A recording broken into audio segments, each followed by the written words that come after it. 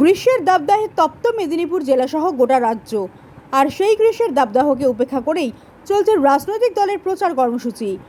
রবিবার পশ্চিম মেদিনীপুর জেলার অন্তর্গত কেশপুর ব্লকের 7 নম্বর তেঘরি গ্রাম পঞ্চায়েত এলাকায় বাড়ি বাড়ি গিয়ে সাধারণ মানুষের সাথে জনসংযোগের মাধ্যমে প্রচার সারলেন ঘাটাল লোকসভা কেন্দ্রের বিজেপি প্রার্থী হিরণময় চট্টোপাধ্যায়। সাধারণ মানুষের সাথে কথা বলে জানতে চান কেশপুরের মানুষ কেমন রয়েছে, সেই সঙ্গে গ্রামের মানুষের অভাব অভিযোগের কথা শোনেন। গ্রামের মানুষ বিজেপি প্রার্থীকে বলেন এখানে তারা ভোটই দিতে পারেন না। বিজেপি প্রার্থী হিরণ সাধারণ মানুষকে আশ্বাস দেন ভোটের দিন নিজে কেশপুরে থেকে এবার নিজের ভোট নিজে দেওয়ার ব্যবস্থা করে দেবেন।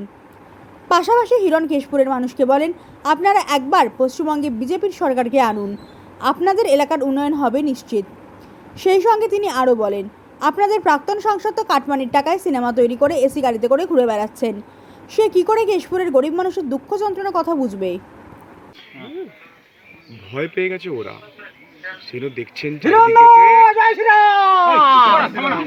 সেই জন্য তৃণমূলের প্রার্থী এখন জয় শ্রীরাম বলছেন। এতটা ভয় পেয়ে গেছেন যে ভোটে হেরে যাওয়ার পরে তৃণমূল তো ওনাকে পুরোপুরি বাদ দিয়ে দেবে, ওনাকে খুঁজেও পাওয়া যাবে না। তো সিবিআই ইডির কেস কি হবে, সেটা উনি হয়তো ভাবছেন যে জয় শ্রীরাম বলে কয়েকজন আমাদের নেতাকে একটু তেল মারলে হয়তো হেরে যাওয়ার পরে উনি হয়তো একটুখানি বাঁচতে পারবেন। তো এখন বাঁচবার জন্য রাস্তা খুঁজছেন আমাদের ঘাটাল লোকসভার তৃণমূল প্রার্থী।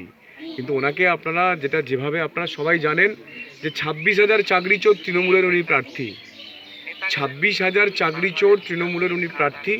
এবং গত 10 বছর ধরে উনি যেভাবে ঘাটাল লোকসভার কেশপুর থেকে শুরু করে দাসপুর, পিংলা, সবং, ওদিকে ডেবরা, ওদিকে পাঁশকুড়া, ওদিকে ঘাটাল, এই যে চারিদিকে যেভাবে উনি তোলা তুলেছেন, 30% কাটমানি নিয়েছেন, গরিব মানুষের কাছে চাকরি বিক্রি করে 9 লাখ থেকে 20 লাখ টাকা করে তুলেছেন, এবং উন্নয়ন তো দূরের কথা, মানুষের কাছ থেকে খালি কাটমানি খেয়েছেন।